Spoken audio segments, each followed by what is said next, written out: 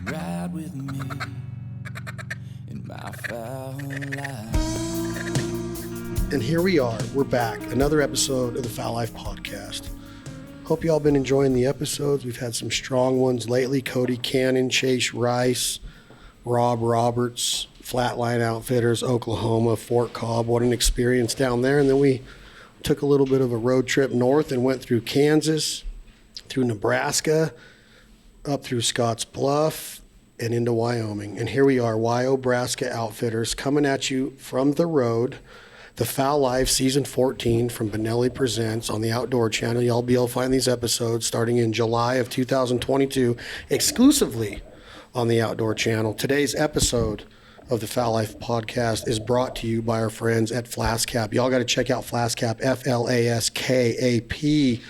We love them. The best tumbler cup on the market. It's absolutely awesome for boating, beaching, anything that you need when you don't want to worry about carrying glass bottles around. Check out Flaskap. And we want to send a huge thank you out to Drew and the entire crew at Flaskap because they truly believe, coming from the state of Montana where they manufacture their goods, they believe in the culture of the American hunter, the American outdoorsman, the fisher, the conservationist, the provider, and that's what we're all trying to be. We want to be the ultimate provider. So when you choose your tumbler cup, choose a company that absolutely embraces the outdoor lifestyle and supports brands like the Fowl Life and several other brands in the outdoor industry. Thank you, Drew, again. Thank you, Flaskap. Today's episode of the Fowl Life Podcast is also brought to you by our friends, the Randolph family, up at Wyobraska Outfitters. One of our guests today, you've heard him here before on the podcast and seen him on episodes of the Fowl Life. We filmed in the state of Kansas together. John Lomonaco introduced me to JJ Randolph, his dad Mike. What a great crew they have up here, right on the Wyoming-Nebraska border. You talk about waterfowl heaven, God's country. Holy smokes, this place is awesome. Thank you, Wyobraska, for unbelievable pits. Awesome calling, scouting, just everything that goes into an experience. You always hear that term, the hunt of a lifetime, thrown around, and I don't want to get all giddy about that because everybody has their own version of what a hunt of a lifetime woulda, coulda, shoulda been. But these guys put every bit of their passion and love into the art of decoying Canada geese, decoying mallard ducks. And that's why I think every single person listening to this episode of the Fowl Life Podcast needs to look into booking a hunt with the Randolph family, JJ and Mike Randolph, Wyobraska Outfitters. Check them out. Get a hunt booked for the 2022-23 season. It's going to be epic. I'm not going to say it's a hunt of a lifetime because I don't know what you consider the hunt of a lifetime. But I'm telling you, if you like to shoot Canada geese at 10 feet, 10 yards, somewhere in that range, mallard ducks in your face, over water, over dry cornfields, mojo spinning, huge decoy spreads. It's awesome. It's Wyoming. It's snow-covered. It's mountains. It's Nebraska. It's unbelievable. So let me introduce some of our guests today. You've heard two out of the three on the podcast before. I think you've seen the female on an episode of the Fowl Life. We might have filmed a little bit at her residence in the great state of Montana, but ladies first. Thank you. How are you, Miss Robin Lomonaco? I'm doing very well tonight after a wonderful, excellent meal that you've prepared for us. It was all right. No, it was great. It was better than all right, huh? Like I said, anytime I don't have to cook, I love it. I didn't even have to clean the dishes. But you still came in there and you stirred the onions. Well, I felt like I needed to help you a little bit. I was your sous chef tonight. I like that. Because I remember at my house, when you were with us, I kind of didn't let you take over my kitchen. You know, you were my sous chef. I tried. Yeah. Her wonderful husband sitting to my right, her left, is the one and only. I don't know how to describe Mr. John Lomonaco. Legend, I guess. I guess he's a legend. I mean, he holds SCI records. He's hunted in, I believe, 37. He might correct me on that. 37 different countries, if you can imagine that. He's killed Grand Slams of sheep. He's killed Marco Polos. He's been after polar bears, grizzly bears, mule deer, elk, pronghorn, whitetail. He's done it all. His game room is absolutely amazing.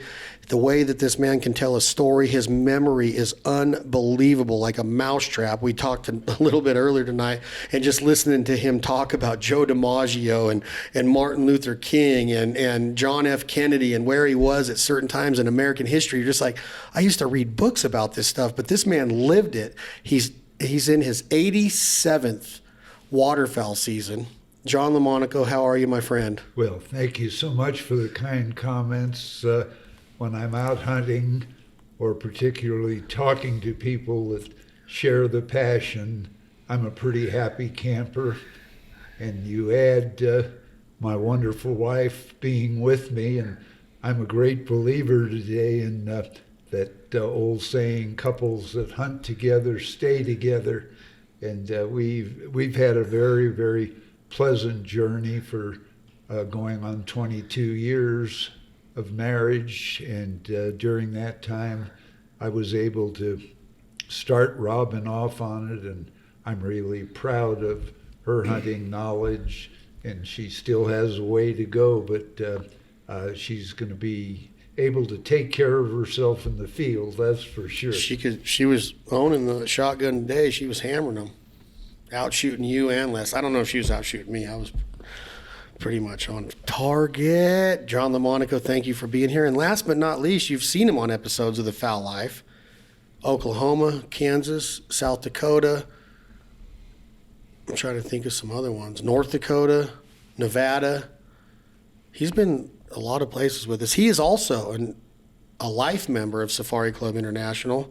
He is in the Hall of Fame for Boone and Crockett with the North American 29, which is a big deal to kill all 29 species of big game in North America, including a polar bear, a walrus. I didn't even know you could hunt walrus. I am the walrus. I am the walrus. The stories of walrus, of how the locals and the tribes up there take it and then they dig the hole in the ice. Les will tell this, but they bury the walrus and they let it sit there and age for a year or something and then come back. Maybe not that long. It's freaking crazy. But Les Naisbitt, he is an unbelievable hunter.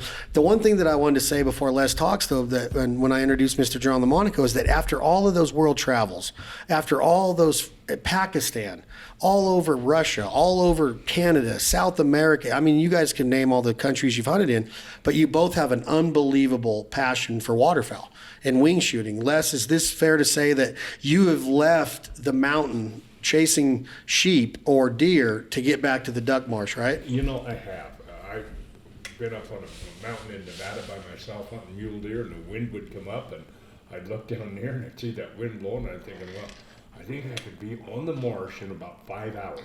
And I would pack all my stuff up and run down the bottom of the hill, get in the truck, and drive back to Fallon and start hunting ducks. You know, so the wind quit, then I'd go back maybe and climb back up and look for the deer. Why, though? Why do you think, I don't after seeing those 400-inch bulls and those 200-inch mule deer and those 160, 170-inch rams, what is it about a little tiny mallard duck or a pintail? Because John and I have had these discussions why we love the pintail versus the mallard, but what do you think it is that does it for you? I think maybe it's just, I just love to be cold and miserable. As good an explanation as I could think. There's nothing more exciting than laying down in ice water.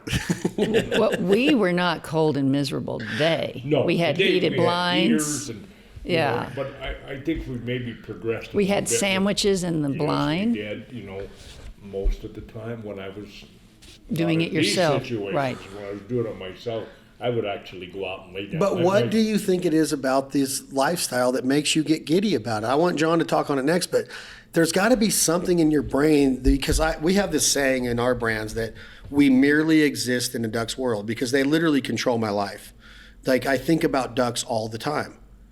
Geese all the time. We merely exist in a duck's world. I know that's a little dramatic, but as a duck hunter, you're eating up with it. If it's not October and it's August, you're getting the boat ready. If it's not August and it's June, you might be out on the lake and see some honkers over there, and you're like, oh man, I can't wait until October, right? You know what I'm saying? It's got to be something. I don't know what it is. The one time my wife pointed out really that there was something wrong with me is I had a hunting partner, and we hunted really hard, kept charts and everything. And the end of the season was, let's say, January 15th or something. And on the 18th or the 20th, we'd be back out there trying to scout, because it was a little different, so we would know maybe what they were doing in that temperature a year from now. Yeah. And she did point out that didn't seem normal, and I do have to agree. It probably wasn't something that the normal person would do. And not everybody looks at waterfowl hunting, I don't think, with the same kind of passion as that maybe these folks that I do. or yourself, you know. But there are people that can go out and hunt ducks and think, gee, let's go home and watch a football game instead of staying out there and waiting for the rain to quit, or, you know, whatever you're doing that makes you stay out there. I have no idea. Robin, you made a comment today, though, about how, I don't remember how you worded it, but pretty much it was, you got to be there. It was about the lottery. you have to put in You your got to buy your time. lottery ticket to win Yeah, the lottery. exactly. So you can't just sit on the couch and look at the lottery numbers on the news that night and Say, not gosh, have. I wish I'd bought a ticket. Right, so- you got to show up if you want to if you want to have good days hunting, especially with ducks and geese. You have to go for the average. You can't say, oh, today's a great day, I'm not going to go tomorrow because I had such a good day. You have to, if you have time to go, you've got to go, and then the whole experience. It's good days and bad days. You got to have the bad days so you know you're having a good day, right? Big time. Yeah. So when you think about today as a whole, we tried something in the morning, didn't work, but it could have. Came back, had a little bit of a transition period, and we're right back in the field, and we have what I would consider I love that kind of goose hunt. I love seeing them fall out of a blue sky. I like the size of those geese. I love the vocabulary or the jargon of a goose and us calling back to them. The shooting was good today. The dog work was awesome today. But how would you describe today as a whole, Robin? Well, I guess it was a perfect day. Even though in the morning we weren't successful like we wanted to be, but that wasn't our fault. We set the stage, and then the actors just didn't show up, right?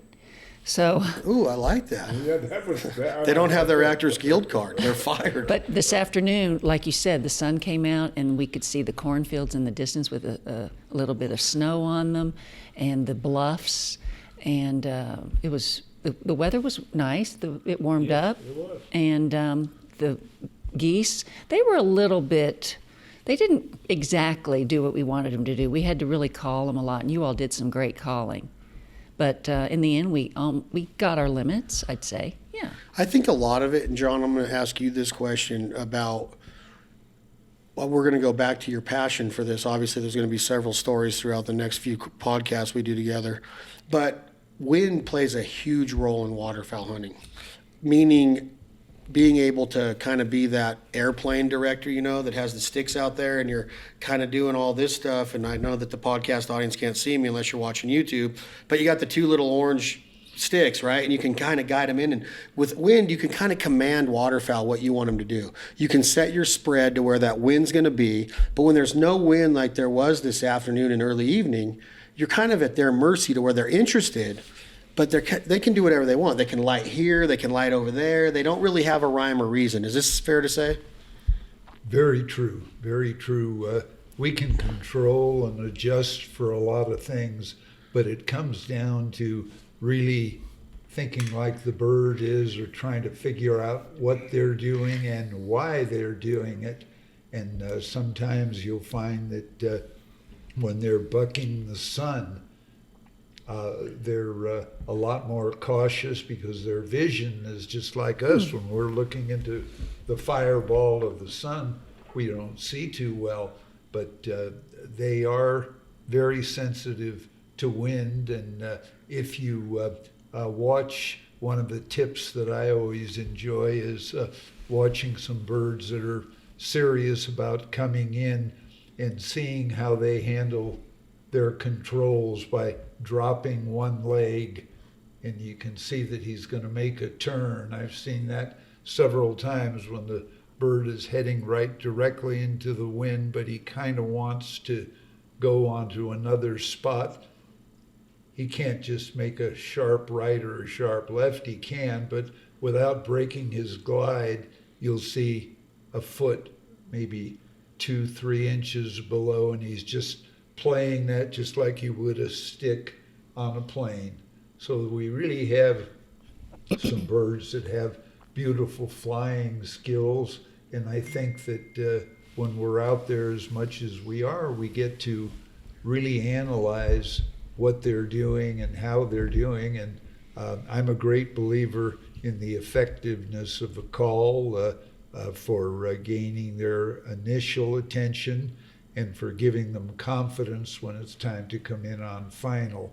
I understand and subscribe to attracting the ducks from a long range.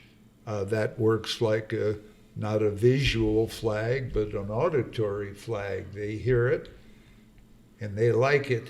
And then from there, it's up to us to persuade them to make that last commitment and turn. And it's kind of like a finesse call, and your calling gets more muted, gets more accurate, and you watch the length of your chuckle, and you have a few lonesome hens calls instead of a very, very vigorous comeback. And all of those factors, we all have our own recipes and our own style. And I've had people that say, well, I keep calling until they get in range and I say, take them. And I've had other people say, well, I don't say a word if they're heading in my direction. And sometimes both of those statements are true. And sometimes just a short chuckle or a lonesome hen quack will turn them, and that's what they wanted to hear.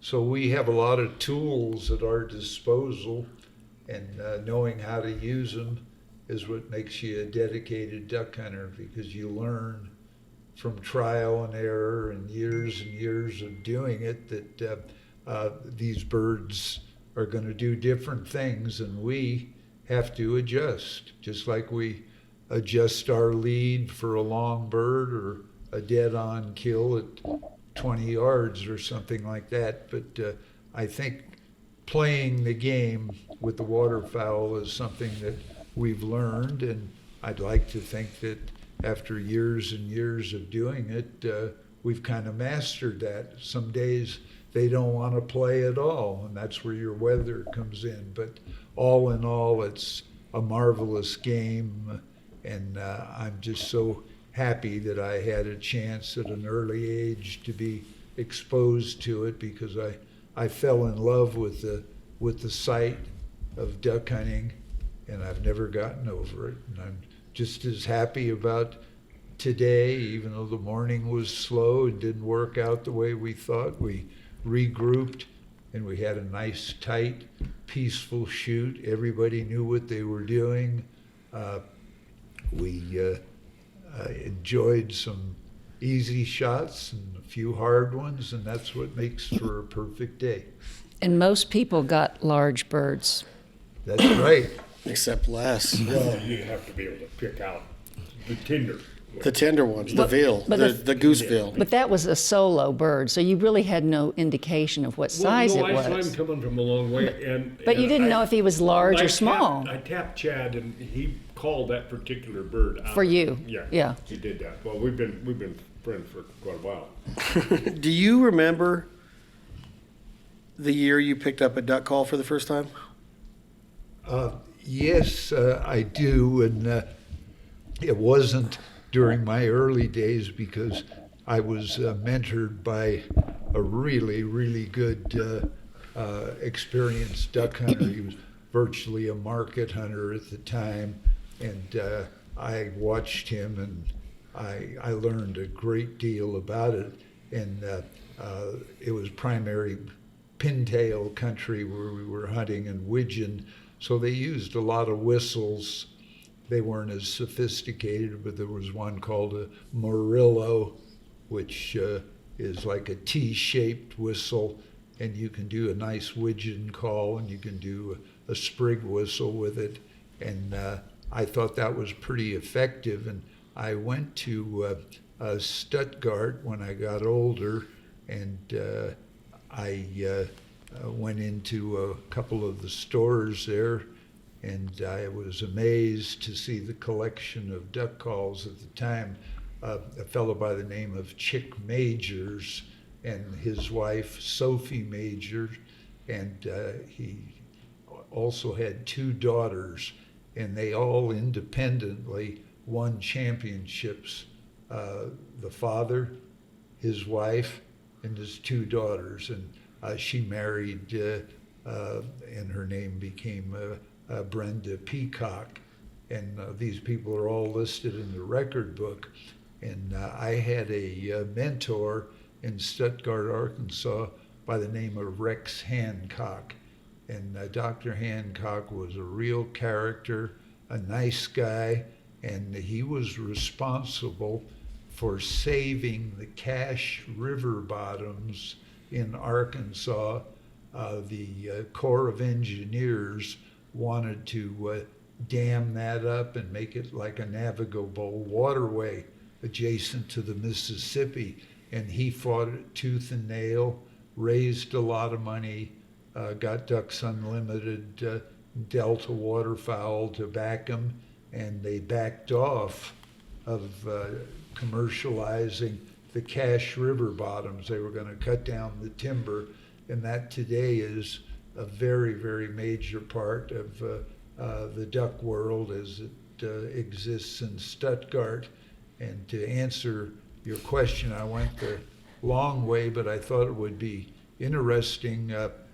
I had a duck call that I said, well, they say you're going to call ducks in the timber, and I had never been in the timber, and I had a commercial call, one of the hard rubber black calls. You can probably guess what it was, and I had a fairly decent chuckle with it. I couldn't do a lonesome hen or a long call, and going back to being in the sporting goods store, I was there looking at everything, and this fellow's next to me, and he says, this is the best call everybody uses here. And, you know, not being a guy from the bigger cities, I didn't understand how friendly people could be. And he says, that's a good call. If you're going to buy one of those, get one of those. And I said, well, I'm just looking right now, and kind of dismissed it. Well, he was still in the store when I was there, and he came by again, and he said, where are you going to be hunting tomorrow? And I said, well, we're working on that now. He says, well, stop working. Why don't you come with me? He said, I got a hell of a good spot. And he says, you'll enjoy it. And I said, well, that's a good deal. I said, do we need to settle on rates? He says, no, I'm just inviting you. He says, I like to see people come to our town. So we really hit it off, and we talked about going out in the morning, and we got out there, and boy, he was a good caller. He was a very good caller, and he was blowing Chick Major's call. And that was the winner of several national championships for many years. And he said, do you like to call the ducks? And I said, well, I really haven't done much of it. I said, but sometime I use a feed chuckle. And I picked up my call, and I said, yeah, I like to do this sometime. I did tuck, tuck, tuck, tuck, tuck, tuck, you know, and I gave a little yodel on it. And he says, oh, geez, let me see that thing. And he looked at it. He says, this ain't going to work for you. And he flicked it into the water. And I said, what the hell? And he says, no, I got something for you. And he reached into his hunting jacket, and he pulls out a Chick Major's call. He says, now you want to practice with this. He says, and we're not going to practice out here. We're going to kill some ducks right now. He says, but I'm going to introduce you to Chick tomorrow, and he's going to give you some pointers. Wow. So we had a hell of a nice duck hunt. What was the limit back then? The limit was 4 birds. Hasn't Same as changed today. much. It was one of those periods, and it was tight, but it was beautiful, typical timber hunting. And the next day we went down, and the shop that Chick had was just an extension of his garage, and he had a lathe, and he had a lot of different kinds of wood, you know, cocobolo and cypress and whatnot, and pretty calls, but he had, you know, what he called meat and potato calls, and at the time they were fairly expensive, you know, $50, which is a pretty good price then.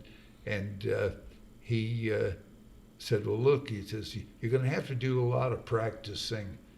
And he says, I want you to listen to 3 or 4 calls that I do and try to really think of it as music, and then you practice it, and then let's talk on the telephone, and I'm going to tell you what I think of your progress.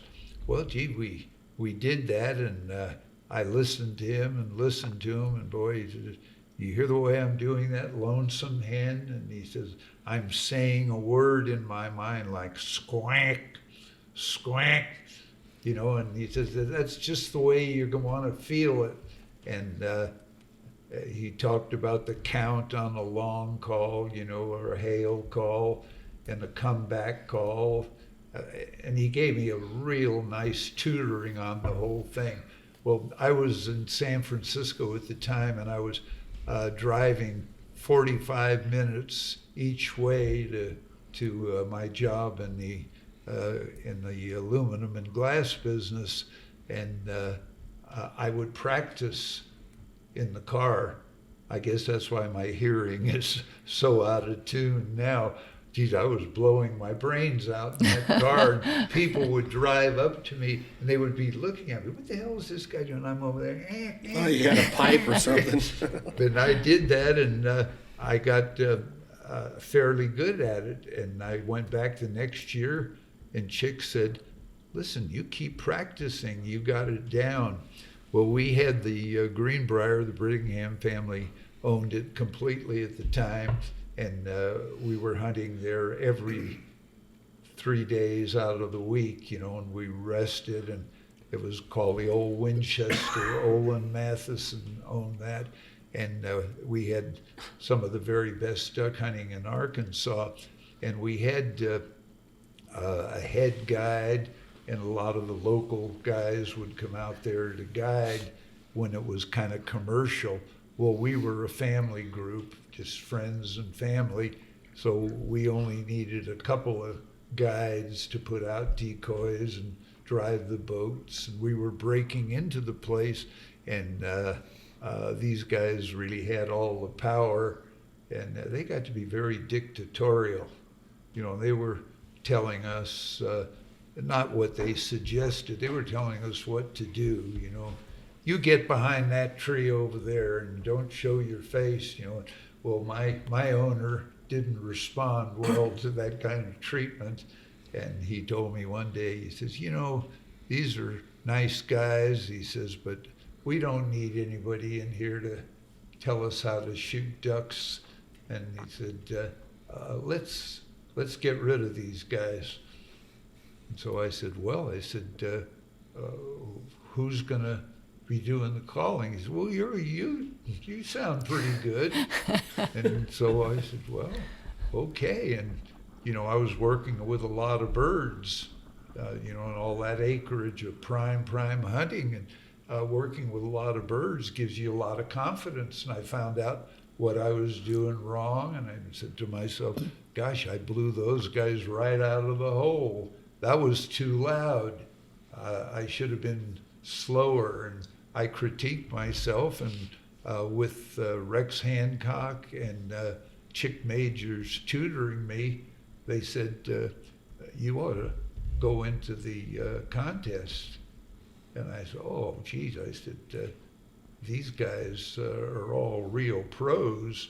And he said, well, go in and try. He says, you got to win Texas State. So I showed up, and there were 4 of us representing Texas. I was sponsored by the Dallas Ducks Unlimited, and they said, well, you know, we'll just say that you're our choice, so we don't have anybody else. So I went up there, and my competition was pretty interesting, and the competition was a guy that made the Jensen call that was very good, and we narrowed this thing down, and we eliminated 2 other guys, and was he and I was pretty intimidated because here's a guy that makes duck calls for a living, and we had a trial deal. There were 3 judges, and I got all 3 of the votes, so I ended up representing Texas and got into the finals, and I took a 3rd in the world's duck calling. You took a 3rd place, Yeah, the second runner-up in the world Yeah, duck. it's in in the Stuttgart. book. It's the picture. Oh, well, of then me. you were better than average.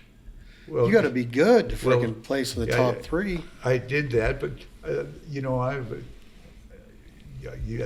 I've written a couple of books, and one of the motivations for writing the books was to, share the passion, and it appeals obviously to people, guys like yourself and Les, that also live this passion.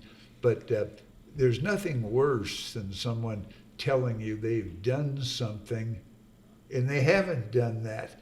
And if I tell you, well, I had a limit of 10 bulls sprig when I was doing every day for 2 weeks, I've got pictures to back it up. And there is a picture in the book. As a matter of fact, it's one of 3 black and white photos because they're so old. We didn't have colored photos in those days. But there's a picture of me taken in the Stuttgart News on the front page. What year was that?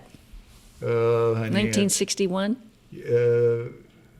Earlier than that, probably 58, I think. Oh, we'll have to look at the picture. But 58, 10 But, bull sprig. but that's 10-point ducks. And I said, I'm going to do that every day. And I took all of Christmas vacation and for my birthday, which is usually celebrated on the 25th with a big cake and a new set of presents. I said, you know what I want for my birthday? I want to be able to miss it and to go over to Los Banos and shoot some ducks over there. And I was on this secret deal of getting the bull sprig on every hunt there. The grasslands, you went from San Francisco to Los Banos. Yeah, oh, yeah. And then when I lived on the Monterey Peninsula, it was only a 2-hour drive. The other way, it was a 3-hour drive. That's when gasoline was 18 cents a gallon. Oh, wow. Yeah. That'd be nice So today. it's a lot of ancient history, but I was very pleased with it. And I want you to look in the book. As a matter of fact, I've got a book or 2 for less, and I want you to look at that picture. When you write a book, it's a lot like Playboy. Most of the people want to just see the pictures. But there are a lot of good stories. I only read the in there. jokes. Pardon? I look at the jokes. Sure, Robin.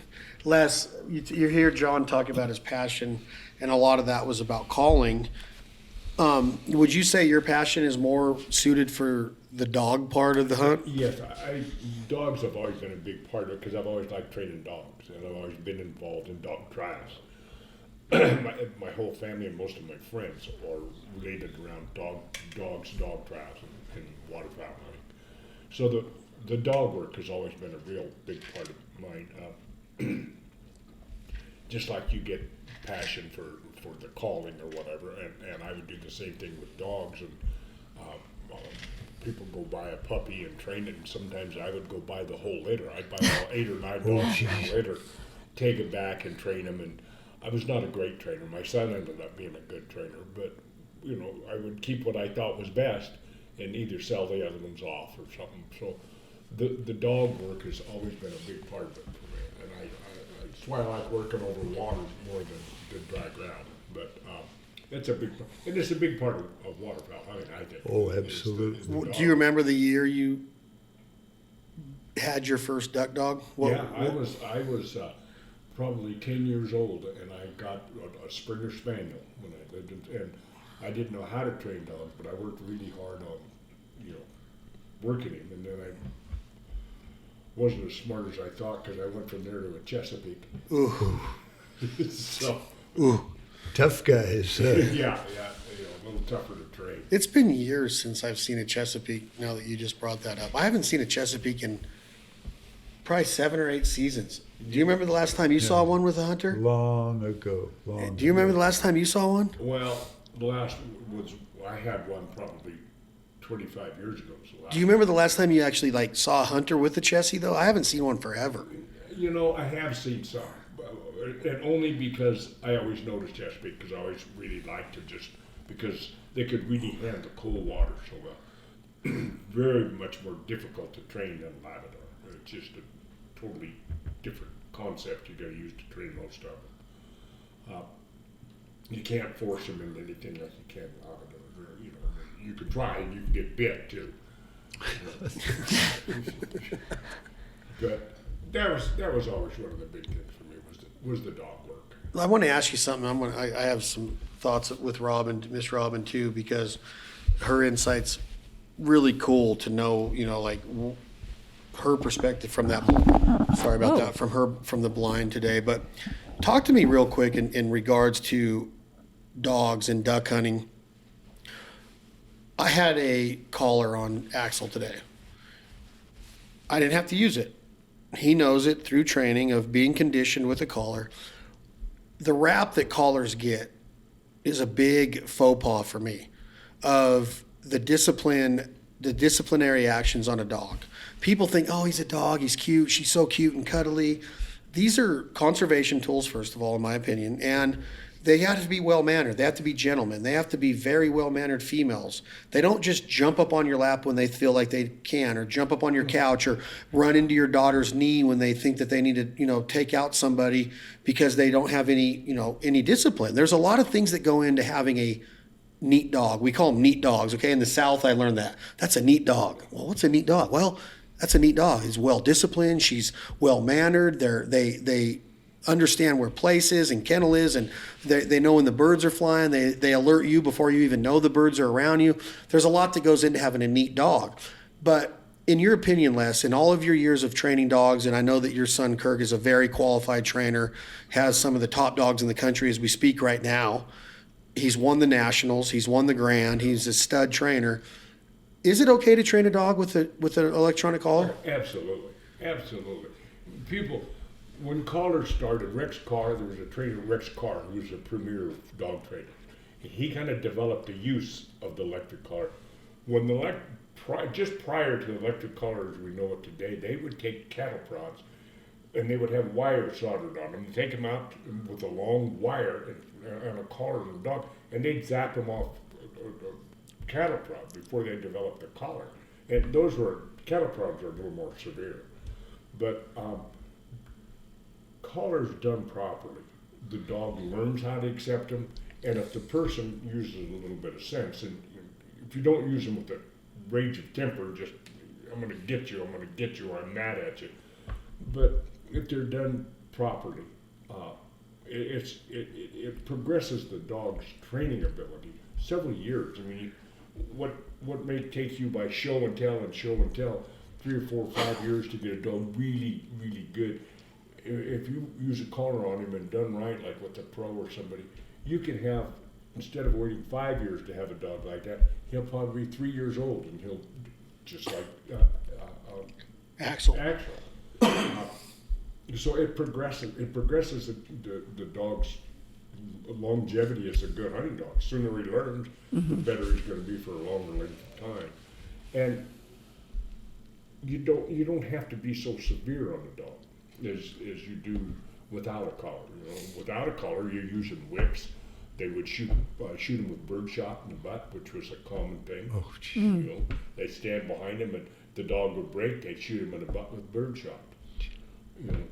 So, and that was very common. And at one time, they were literally shooting dogs with 12-gauge shotguns. And they'd get out there so far, wouldn't respond to a whistle, and they'd shoot them with a shotgun with some kind of 8s or something.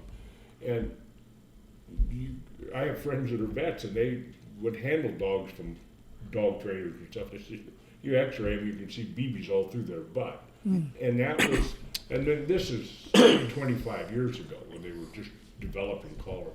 So it eliminated all the shots and So the collars is a good tool. It's a very good tool, and the collars improved too now. I mean, they're not as severe. You have different severities of the shock that they get, and they have good dog modes on them where they just get a sound and stuff. So the collar is a very good thing. A dog learns by repetition, and they learn. A dog's being trained every minute that you're around him. Whether he does something wrong and you don't tell him, he's learned to do something wrong. So you get around. I get around my son with a dog that he's playing on, and he gets all over me. Well, why'd you? And all I want to do is let the dog watch TV with me, and it has to do this and it has to do that, and they're working those dogs in that caliber of dog. They let them out of the truck. I mean, they literally, they don't urinate or anything until they're told to. Yeah. They're very dirty. So you have a dog, let's compare it to, excuse me, a shotgun. You could have the best shotgun in the world. I love Benelli. But you don't put somebody that's proficient with a shotgun behind that Benelli. That Benelli might not perform like a Benelli suited to. So Absolutely. critique me for a second.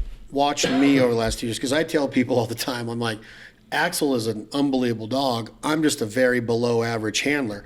The handler is everything when it comes to taking a dog that has the talent and the go. Like Axel's got that button. You turn that switch and Axel's a machine. He'll come in here and lay by me and cuddle with me and spoon with me, and he's the greatest companion in the world. But when it's go time, he's a hunter. But if you don't have the handler part of this down, you're doing that dog an injustice. So critique me a little bit on my handling, because you gave me some compliments in Oklahoma, but you also gave me some instruction and some improvements or different things that I could work on. And that's true. You got to work as a team with the dog, and you have to know how the dog was trained. You got a pro or a really qualified amateur that's running a dog and knows all the different quirks and how to do this and that. Just like when you were running, and I mentioned to you, Chad, when you hit the whistle to give him a handle, make sure he gets his butt on the ground. Don't blow the whistle, have him turn around and look at me, and all that. He does that, everything fine, but he's getting loose. He's just getting loose. You want to keep him tight, doing what he's supposed to do, how he was trained, and when he was being trained, when Brad is a very good trainer. When he was being trained, when Brad blew the whistle, that dog sat down before he got a handle. And then hunting is a different situation, because a lot of things going on, and you blow the whistle and he turns around and he's still standing, and all of a sudden when he took a good catch, but eventually you're gonna lose some of that control out of him. And That makes he's sense. not gonna take the straight lines and the angle backs, and even he takes really good angle backs and stuff now, but they can get loose. So as a whole, you think that there's an improvement there that I've done to where I'm handling him better, what is the? You're handling him a lot better than you were 6 months ago when we were going to the park and we were working together. Yeah. You've improved considerably. But like I said, Have you been wearing the collar as well? I would. I need to sometimes. I feel like I should wear it all the time. Running a dog it's just something you learn to do, and It's such a huge part of the you game. got to be so consistent with doing it the same way every time. And you're not going to do it the same way every time. Something's going to excite you. You need to get the bird. And how many words does a dog know? I don't know. Is it the tone or the word? A lot of it's tone. A lot of it's tone. Because sometimes I hear somebody say, "Get back in here, you bad dog." They don't understand that. No. That's the one. So, the particular dog I have is a great big yellow lab. He's a good dog. He's been trained a lot. But with him, like when Chad sets him down, his dog down is going to set him on a blind. He'll yell back to him loud. And with my dog, as big as he is, I have to say it very calm to him. I have to say it back. If I say it too loud, he gets nervous. He just because he's a big dog doesn't. He's a little weak in that area. He doesn't like punishment too much. Responds good, but if I yell back too loud, he'll go out and do what they call pop. He'll run out there 75 yards and turn around and look at me, thinking he's done something wrong. And those are just. And if you look at Axel, he gives him a back, and he doesn't. Like I say, he doesn't pop. He keeps running a line and keeps going out there. So, it's just a matter of. It's just like going down and shooting trap. It's my favorite part of the game now. It used to be calling. calling was huge to me, and it still is. But man, that being able to have a dog do the things that I've seen Axel do in a 600-yard blind retrieve and bring a bird back, you're just like, gee whiz, man. It's very impressive, and gosh, Les, I have to tell you, your comments really ring a bell with me, because that's an area where I haven't had as much experience as a lot of people. I really enjoy a well-trained dog, and I've had a couple of them that were just dandies, but our lifestyle is such that it's very difficult for us to be tied down with a dog. You know, we travel a lot. Yeah, we just got rid of the kids. Why would we want a dog? So it's a big thing, but my 2 cents on everything you said that was very helpful is I think the e-collar is tremendous, because I had 2 dogs that were trained with that, and I found that as time went on, I used it less and less. And when I physically strapped the collar on his neck, it was a different animal. There was no, here's a lovable family dog.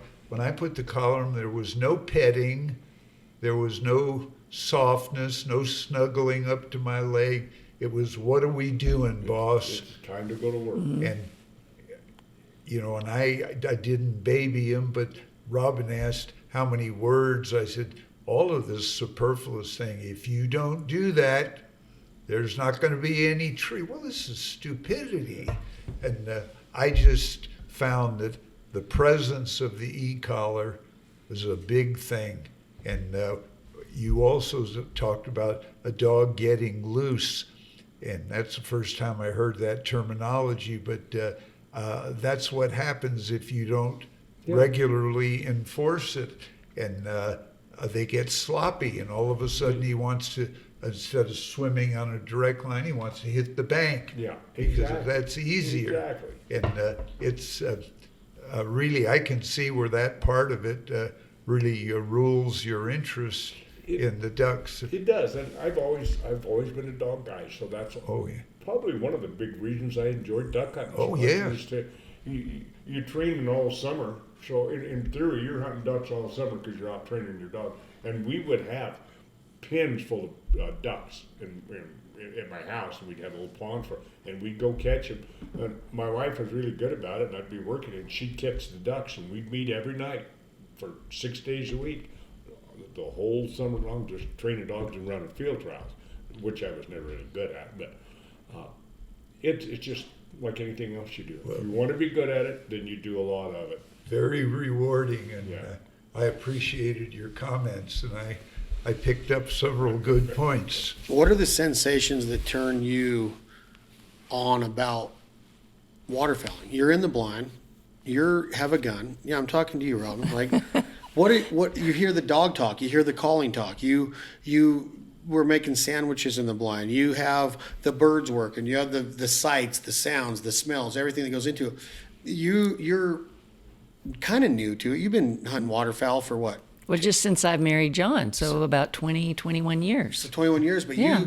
you didn't grow up doing this. No, my dad's a doctor. Why did you? Guns are dangerous. Yeah, but what is it that you love about it? Why do you? Well, I originally said, well, you know, I've married this man. He's a hunter. I will go with him and try it out and see why he likes it so much, why he's so passionate about it.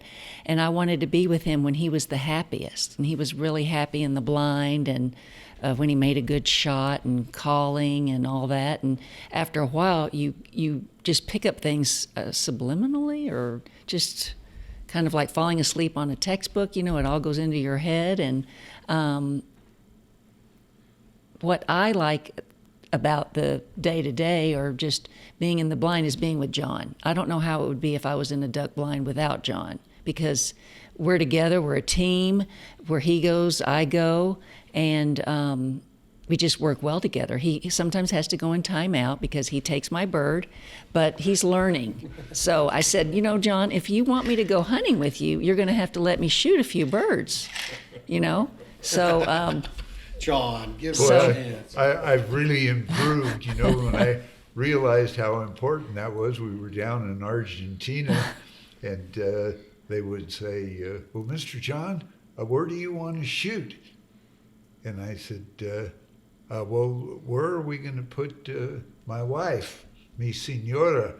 And he says, oh, Wherever. well, whatever she wants. Wherever. And so I said, well, honey, they want to know where you're going to go. And this is a good spot here. They'll be coming over these trees. And if you go over to this spot, the birds are going to be coming off the mountain. They'll be flying faster. There's more pass shooting. She says, well, where are you going to go? And I said, well, I'm going to go. She says, I'll go there. So she caught Well, on. I realize, you know, they're going to put the paying man in the best spot, and the wife, you know, is going to get second choice. So I said, well, I'll just go where they were going to put John, right? But she had I needed every advantage Yeah, at she that. had never shot a BB gun before, just never. And her father and mother are very conservative, and you know they've had no exposure with guns or the outdoors or killing anything. You know. I would say that when I have a shotgun in my hand, I feel very comfortable. You know, Oh, it's, you look comfortable. You're good. When watching the way the birds are flying, I would say yeah. it's pretty comfortable. But your question was, what makes the being in the duck blind so special? I think I answered that, right? Being with John and his passion, and I wouldn't say that, you know, when we got married I was passionate about duck hunting, you know, going out, but now with the cute clothes and everything, and I'm not actually so cold anymore. And that hand warmer that you let me borrow today, because that's the worst thing in the world, to have cold hands and cold toes. You just can't be comfortable. You can't be happy even when you're shooting lots of birds if you're cold. So, You've had an unbelievable hunt in Turkey this year for a big ram.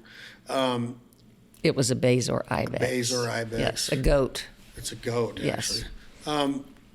Are you partial to waterfowl hunting? You've killed some big game animals with John. Mm-hmm. Do you prefer waterfowl hunting? Is it your favorite, or what is your favorite? I like anything that's sportive because I'm very sportive, doing marathons, triathlons, Pilates, yada yada, and anything that if I'm going to exert myself, I don't like to just go up a mountain and sit for hours and glass. You know, that's really not my thing. But if I can go up the mountain and shoot the animal and then walk down with the animal, you know, and get a good workout. But anyway, I do prefer, I guess, birds. You know, I just feel like we were talking earlier, they're more wild.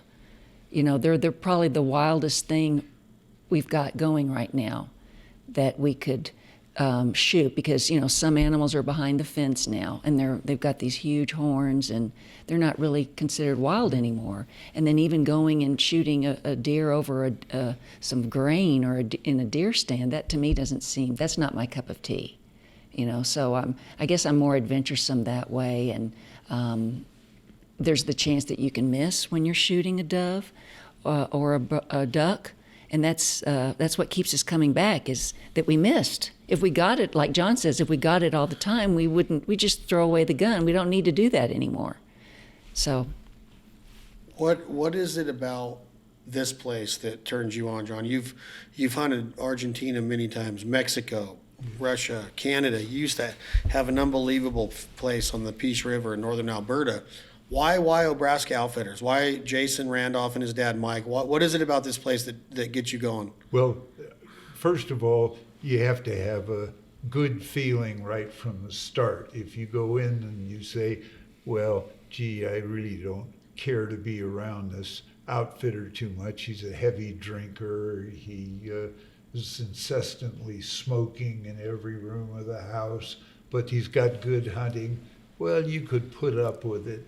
But in our case, because I want Robin to always have a good experience, the best shot. We try to pick out the very best places, and from a personality standpoint, both Jason and his father Mike, they're high caliber people.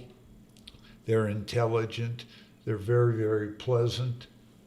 Very efficient, and you know, when we say no 2 days are ever alike, that's so true. We had a slow morning. we had a nifty afternoon. But by and large, the times that I've been here have been very outstanding. I like the fact that there's a preponderance of large geese. And you know, it causes me to digress for a minute and say that people have said, gosh, you must really hate these ducks. On the contrary, I had an aviary with 25 or 30 species and a full-time caretaker behind a cyclone fence, plastic covered pond. And I had all these animals in there. I fed over 100 Canadas, 365 a year, every single day. And I never shot a bird on the ranch because they were pets. And I really love the birds. And you heard Robin say to Jason and wants to use it, give John that goose, he wants to pet it a while. And I took a picture of you holding it up. They're a beautiful thing. Oh, They're man, a beautiful thing. It's like a pheasant. Hell, we go out and shoot a load of pheasants. Every time we shoot one, I say, gee, look at the tail on that bird, or look at the head on it, look at this iridescence. And when I was a small kid still in school, they had show and tell. And one time I brought in the head of a drake mallard, a drake hen, and a pintail. And it was a Catholic school, so the nuns were very easy to shock. And they said, John, these animals are dead. And I said, oh, yes, sister, they're dead. And you know how it is if you cut the necks clean and there's no blood, and you hold them by the beak, there's no blood on the beak, and you've smoothed down all the feathers. It just looks like a glove. And I think it's a beautiful sight. And some of my pet peeves in the field is I don't like people that you invite that want to take charge of the hunt and tell you everything, where to put the decoys, when to call, when to start shooting, when to quit, when to go. I don't care for that. I believe there should be one person running the show. And when we sign up for an outfitter, be it you or Grant Kuipers or whoever it is, that's the man. That's the man, and we go with that. And I think it's just such a nice thing to enjoy these birds for what they are. And really, I have had a lot of people that say, geez, we have to take pictures. And I like to take a lot of pictures, and we take some pretty good ones for not being professionals. But the people are missing out on something by displaying and looking at the beauty of these birds. And it kind of hacks me off, because that's the same person that calls them, hey, have you got any pictures that we took up there? And well, I'm not going to display my fingers, but I don't like to send them a picture. I said, that's the guy that was telling me, Jesus, let's get our butts out of here. I want some pancakes. I don't like that. So Robin really indulges me. And all it takes me is 15 minutes to set up. He likes to touch the birds about 3 times each, just so you know, for tomorrow. So I guess I'm a touchy-feely guy. That's okay. But I really like the birds. I like it. I wish to hell they could get up and fly away, and we do it again. And if you got them 10 times, then I guess you could X them out. But I truly enjoy every part of this waterfowling experience. I love to watch the birds work and maneuver. I like to have them respond to the call. One of my favorites is when you call at a flock when they're on about the 3rd level, and one of those hens is turning the corner, and she just, yeah. Just, that's all she wanted to exert, but I'm coming in. Yeah. See, I see all that stuff, and it just really turns my crank. There's no other word for it. It just really turns me. I like to watch other people shoot. I remember The first time my mentor had me, he said, well, I want you to watch me while I'm shooting these doves. And gee, I saw him make a double, pat, pat. And I said, oh, man. I said, Mr. Bruno, you got them both. He said, oh, yeah, sometimes if they're flying right, you can get 3 of them. And that's the way I grew up. And when he first put me in the blind, it was a steel barrel blind. And he said, now just try to shoot greenheads. That's the way I was brought up. He says, he says, let them come down. He says, when you can see their feet, you see that orange and that ring around their neck, they're close enough to shoot. And I had a 410 topper. I think they cost $26 at the time. And I had this deal with 2.5-inch shells. And, you know, I just loved the beauty of that. And I never got over it, watching a good wing shooter, how he handled the birds, how he handled his dog, how he did the decoys. And, boy, you know, he'd be on me. He said, now look, when you roll up the strings, this is before, you know, fast weights and all that stuff. You got to do it tight, because in the morning you get out here in the dark, you're going to have a ball of string and you're going to miss some good shooting. So I've had great mentoring, and I was a serious pupil, much like Robin. Well, I feel like I've gotten to shoot with the best, you know, and so. Thank you, as of today. Yes, thank you, Chad. Thank you. Thank you for that. And then there's John Lomonaco. No, but he, you know, being out with him, he's really taught me the finesse of it. You know, you don't just go out and bang at a bird. You talk to them, and so it's spotting them, identifying them. Mm-hmm. Now she can tell you, she says, boy, those had a slower wing beat. She says, those are bigger geese. They're not little ones. No little ones. She spots them when we were. You're not going to forget. When we were in Kansas, she was spotting as many birds as anybody. And it says, boy, here's a big bunch at 2:00. And she picked all of this up. And when she first went to Argentina, she was ready to hang it up. Mm-hmm. She says, I'm not hitting them. And we had a guy that shot 2,000 birds on one side of her. And she said, gee, he's getting every bird. And I said, well, honey, he owns the outfit. And he says he likes to shoot 100 birds in the morning and 100 birds in the afternoon every day just to keep sharp. And she was there and said, well, I'm just not very good at it. And we critiqued her. And, you know, it's kind of like when you teach somebody how to drive, and particularly some women, if you say, well, you're letting the clutch out too fast. Well, he took it as an insult. They said, I did not. I'm not doing that. Boy, I told her, I said, you're admiring your work. You're swinging and you're looking at it and you're shooting right over the top of them. And she says, you know, I think that's what I'm doing.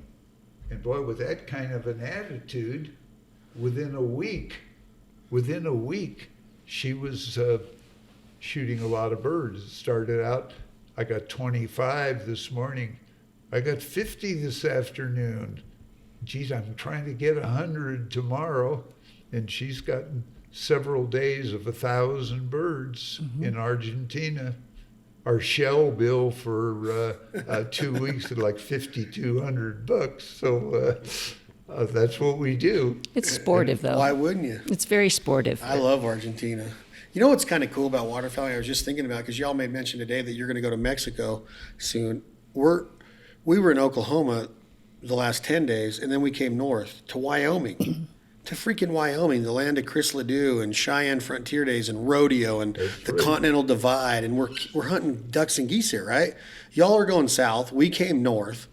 There's just so much about waterfowling that turns me on. And I'm not saying that you couldn't find this, and maybe you do follow the white-tailed deer, and you go to Kansas, then you go to Missouri, then you go to Iowa, and then you go to Pike County, Illinois, or whatever you do. But there's something to be said that you could be hunting a mallard here today, and then go to Oklahoma tomorrow and have a chance of hunting that same mallard. That's right. That same exact mallard. Because they're wild. They're wild, and you're going to go to Mexico and be looking at pintails and redheads that you could have been hunting in Alberta, to California, to Texas, to Louisiana, all of these states that might have a redhead or a pintail, prolific in them.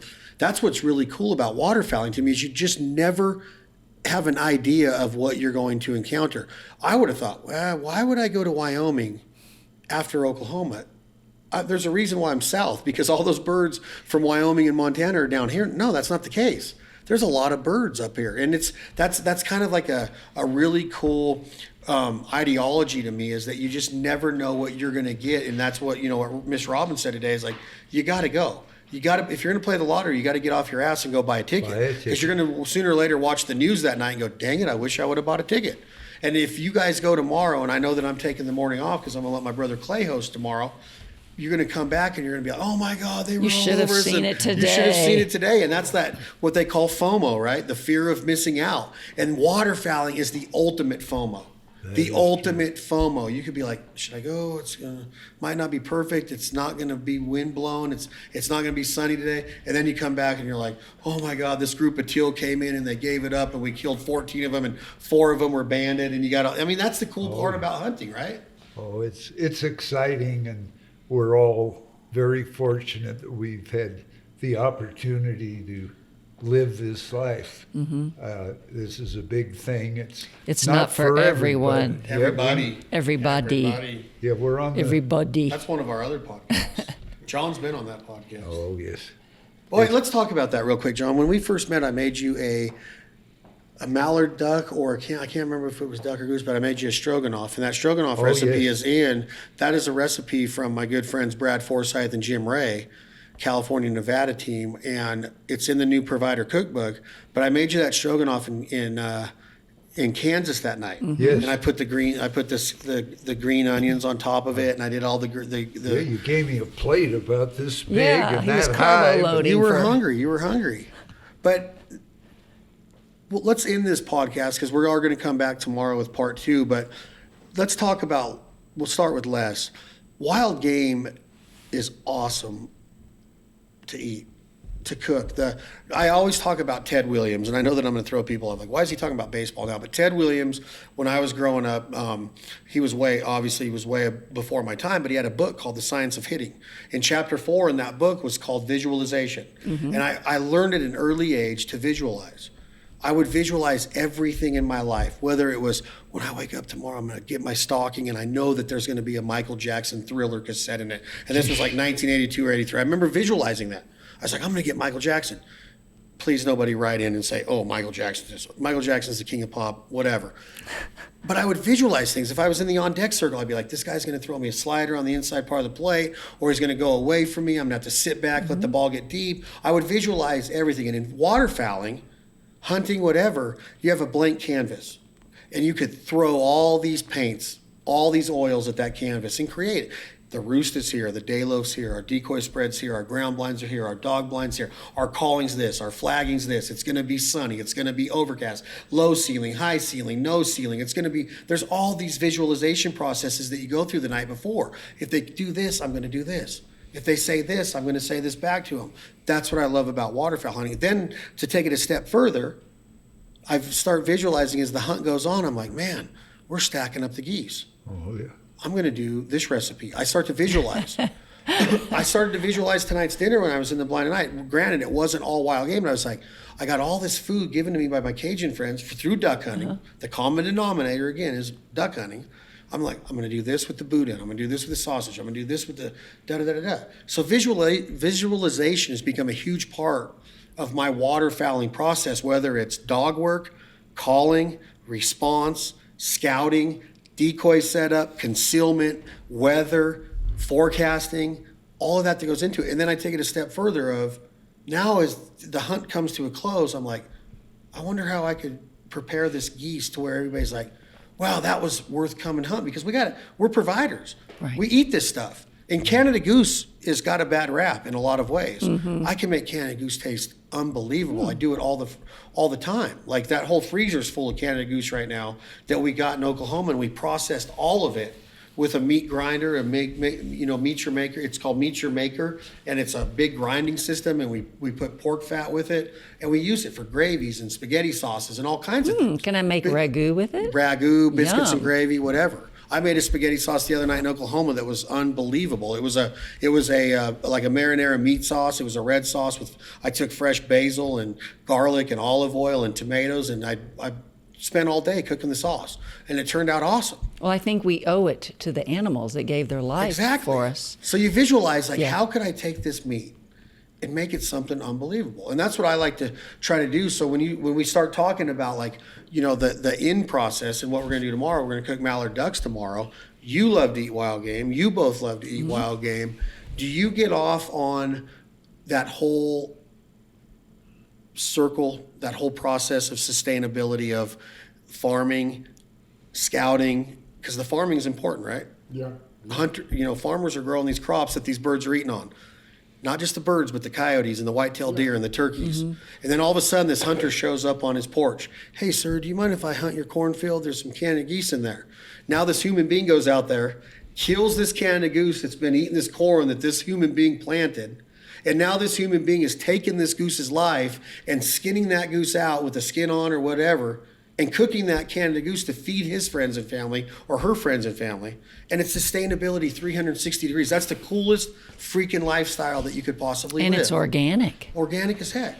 It's sustainability, right? Like, is there anything cooler less than that whole process? No, there's nothing. I mean, you know as well as I do, that's all I eat is wild game. Well, unless, excuse me, unless a year like this last year where I didn't get any tags and et cetera.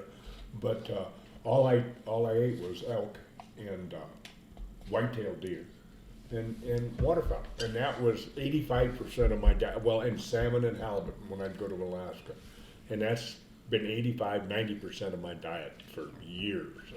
I don't buy food at the stores because of vegetables, and I don't know much about cooking. I'm not very good at that. Don't sell yourself short. You're just picking it up being with Chad. I just make stuff Yeah, up. he knows his way around the kitchen. I have a theory about cooking. It should never take longer to cook it than it does to eat it. See, that's the thing, though. Think That's about that, tough. though, because you spend a lot of time as a cook or a sous chef or an executive chef, whatever, and I'm not trained culinary, Robin, but you do spend a lot of time in there, and you put a lot into it, and then all of a sudden you put it out on that table, It's gone. and it's like Cousin Eddie in Christmas Vacation. He's like, I don't know about the cat, Clark, but I'm sure enjoying it, and people are just scarfing it down, right? But that's good. I don't even really eat. As long as they eat it. Yeah, Don't it- turn up their noses at it. Yeah, and that's the thing about wild game is that they're like, oh my God, this is good. What is it? This tastes like beef. They think it's beef. And then you're like, oh, that's buffalo or that's deer. And they're Or like trying to spit it out. speckle belly. Yeah, and they're trying to spit it out all of a sudden. You're like, no, you Yeah. can't do that now. You've already said that it was awesome. John, we're going to end it with you. This has been an awesome podcast because here's what we're going to say. Les is going to turn 81 in February, a month from now. John, you just turned 91. Correct. Don't ask me how old I am. I know how old you are. You just turned 37, John. John, good work. Thank you. 91 and 81, 90 plus 80 is 170 plus 2 is 172 years of life on Earth. You have been hunting ducks since you were 12, so 81 minus 10 is 71 minus, so you've been hunting ducks since you were 68. You've been hunting ducks since you were 6, so you're 91, so this is your 84th or 85th waterfowl season. Yeah. If you think about it in perspective of what you two have seen, you and I haven't really seen much, right? You just started waterfowl hunting. Yeah. I've been waterfowl hunting since 1997. I was 26 or 27 years old, 97 or 98. And I haven't been doing it that long either. But to think about what you two have seen, what you two have eaten, what you two have experienced, the places you've traveled, and here we are in freaking Wyoming.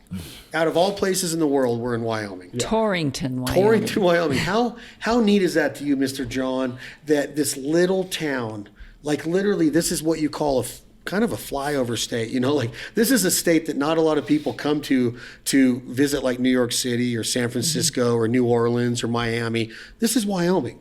Like, how cool is it that we're meeting here and we're sitting up here on a Friday night talking about waterfowl hunting?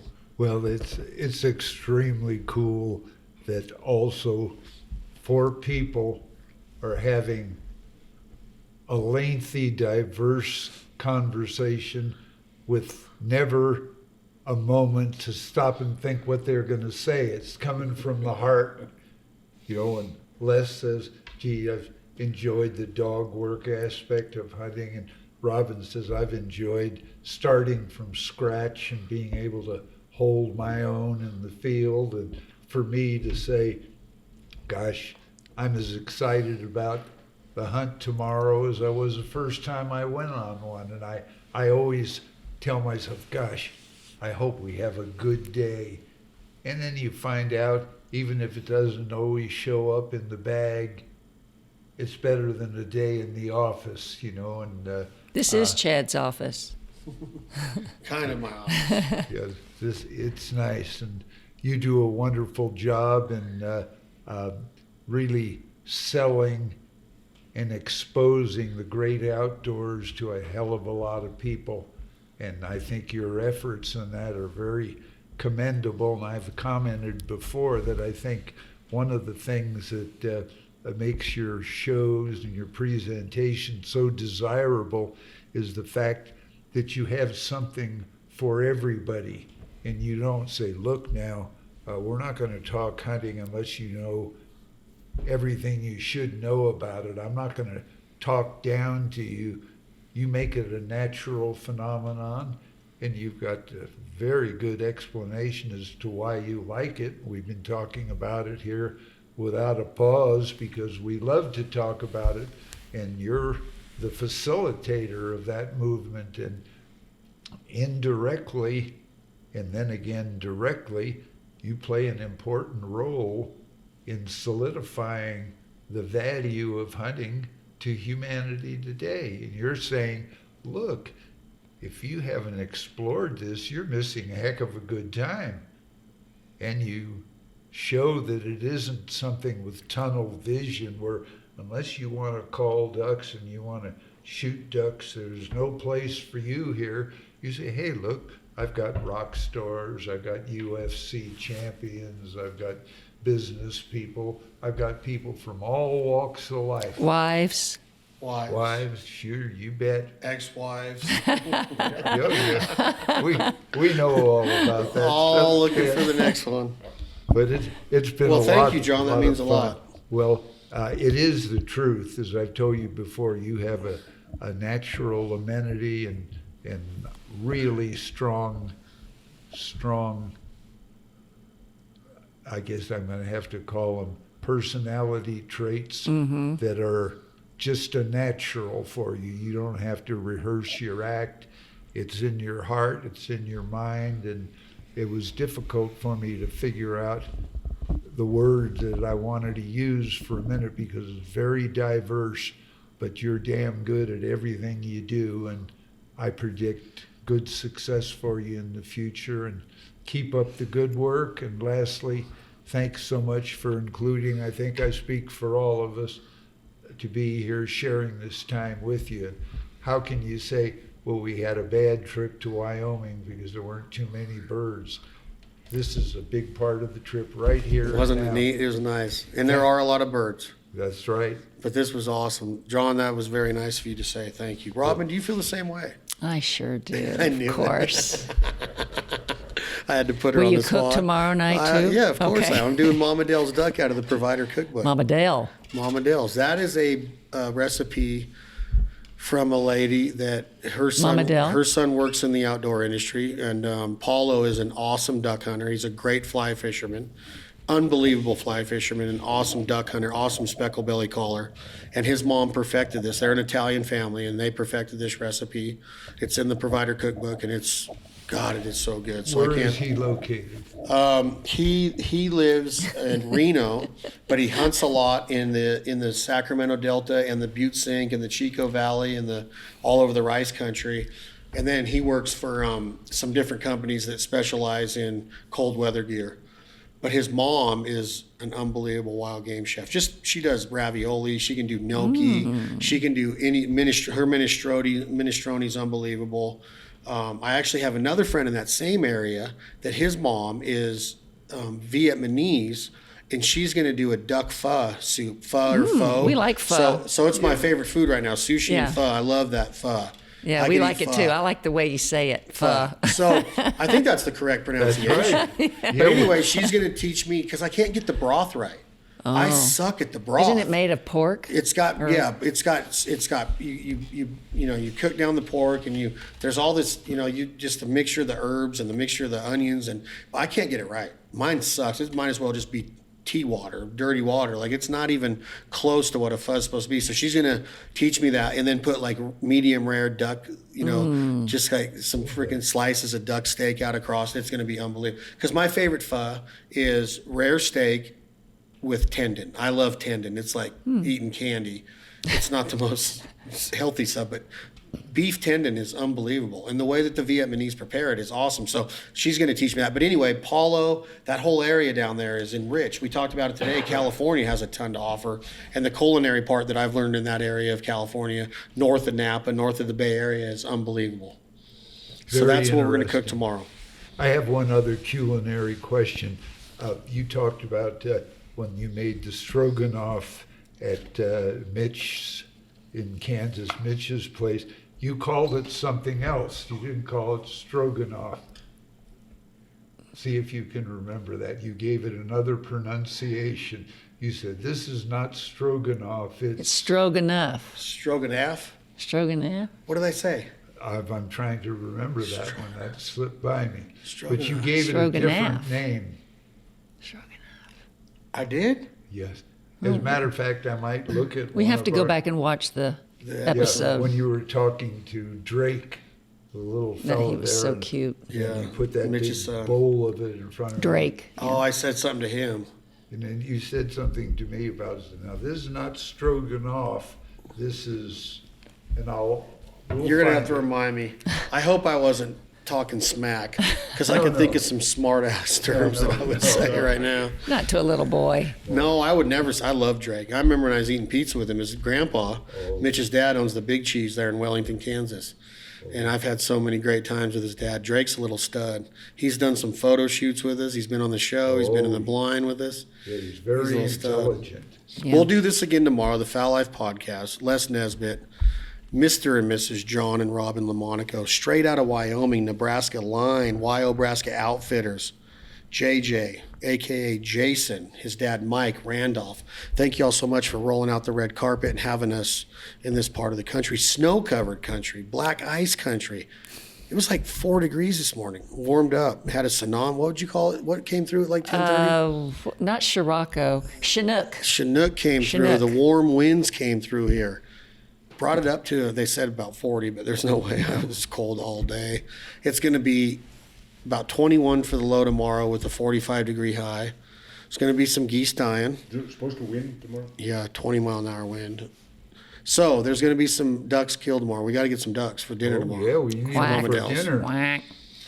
Mom Dell's. Reap. John, what are the name of your books? Passions Continued and A hunter's The lifetime. Hunting Lifetime, John J. Lomonaco. And they're awesome. They are great picture books, but great stories. I think it's unbelievable. The legacy, that's what we do, taxidermy and photography. It's not about instant gratification. It's not about getting a like on Instagram. It's more than that. I have my mom, who was born in the 50s, and her entire house, her log cabin is inundated with picture frames on the walls.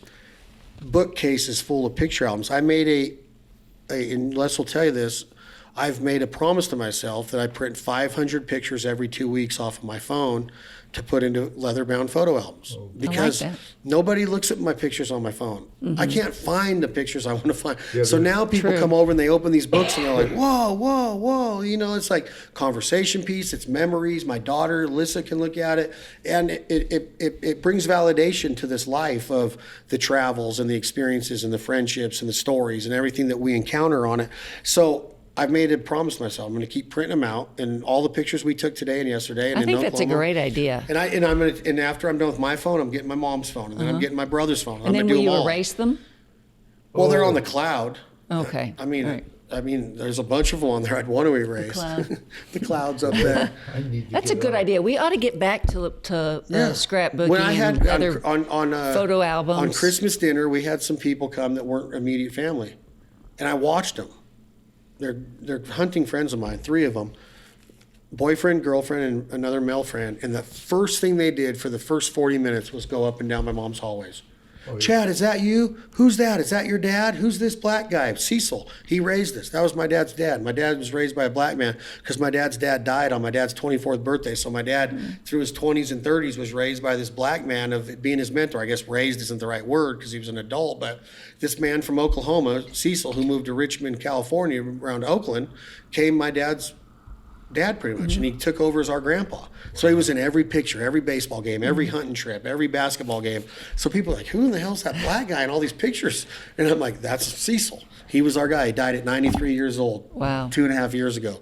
And he became one of our biggest influences. So anyway, we're getting back to that of this life is important, and you got to have that to pass down. And it's not done through social media and instant gratification. It's done through conversation and looking at somebody in the eyes and talking to them and understanding what conversing is and how to have a really in-depth talk or conversation. And we're getting away from that because of instant messaging and text messaging. And we think it's okay just to text our mom, hey, happy birthday, Mom, love you. That's not okay. It's not okay. No matter who you are, it's not okay. I'm not on a soapbox, Les, but you got to take the time to and you can't actually break get in up the with weeds. someone with a text. You have to actually. What makes you look, why do you look at me when you say that? Oh, I don't know. I'm not going to get pointing broken up fingers. with. Nobody's breaking up with me, Robin. We got to get back to the basics. But yeah, that's a good way to do it. Just, hey, I'm out. I'm breaking up with you. You can't break up over text. No. You can't do that. No, I don't know anyone that does that. I bet you I've met some people that do that. Chad Belding, John Lomonaco, Robin Lomonaco, Les Naisbitt, the Fowl Eye Podcast. Thank you for supporting the partners and sponsors that support us.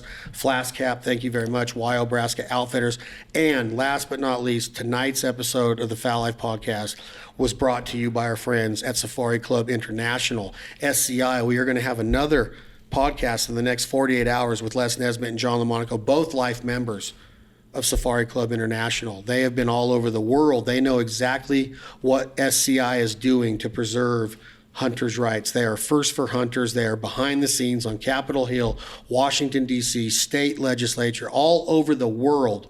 They are fighting for different hunters' rights, whether it's black bears in California, mountain lions in California, bringing African safari trophies into the state of California, whether it's squirrel hunting in Alabama, duck hunting in Arkansas, sheep hunting in Alaska. Safari Club International is putting hunters first and fighting for our rights every day behind the scenes, so we cannot take that for granted. So thank you to Mr. Laird Hammerlin, President and CEO of Safari Club International, Ben Cassidy, the entire crew in Washington, D.C., Tucson, Arizona, all of their offices all over the country. Thank you, Safari Club International. We're looking forward to the Safari Club International Convention, Las Vegas, Nevada, January 19th through the 22nd. We will be there. Hopefully we see you all there. I'm Chad Belding. For all of my guests tonight, this is 2 a.m. Logic. The song is called My Foul Life. Thank you all so much for listening.